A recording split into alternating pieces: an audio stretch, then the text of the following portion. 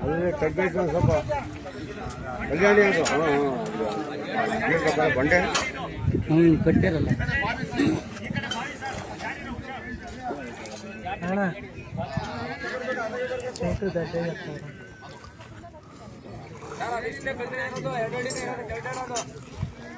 ನೀವು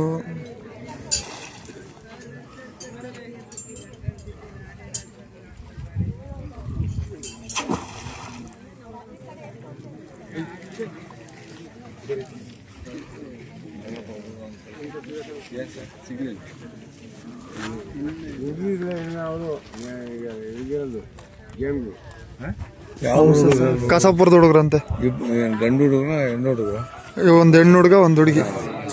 ಮೊನ್ನೆ ನೀನು ಕಳ್ಸಿಲ್ವೇ ನಾವು ಚಿನ್ನನೊಳಗೆ ಯಾಕೆ ಪಂಚಾಯತಿ ಮಾಡಿ ಕಳ್ಸಿಲ್ವಾ? ಈಗ ತಿಂಗಳಿಂದ ಸಾಧಿಕೂ